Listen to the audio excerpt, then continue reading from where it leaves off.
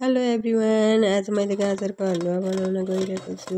गाजरलाई पहिला सफासँग धुने अनि यसरी कोरेसम्म कोर्ने। आफूले जस्तो डिजाइनमा कोर्दा पनि मिल्यो, चक्कुले मसिनो बनाउँदा पनि भयो। अनि यसरी मैले चाहिँ यसरी कोरेर यसलाई मसिनो बनाएपछि साथीहरू मैले गाजर कोरेर घिउमा फ्राई गर्दैछु। गाजरको हलुवा बनाउनलाई घिउमा यसरी भुट्यो।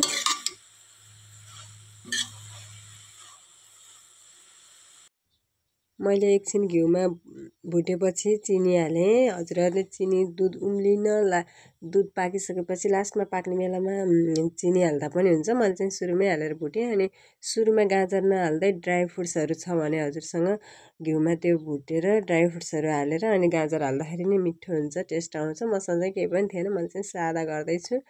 अनि चिनी हालेँ, त्यसपछि दुध हालेँ।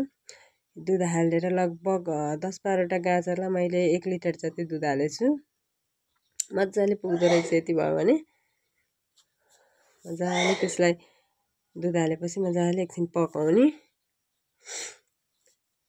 यो गुजु पाकेपछि हेर्दै खाउँ लाग्ने हुन्छ। पाक्दैछ, एकछिन यत्तिकै छोडिदियो, पाक्छ। हेर्दै खाउँ लाग्ने हुन लागिसक्यो। अब 2-3 मिनट छोडिदिएपछि अनि तयार हुन्छ। यस्तो भयो, खाउँ लाग्ने भयो। मैले सबै कचौरामा राखिसकेँ।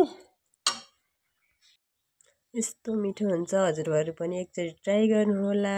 मेरो भिडियो कस्तो लाग्यो प्रतिक्रिया दिनुहोला। By by.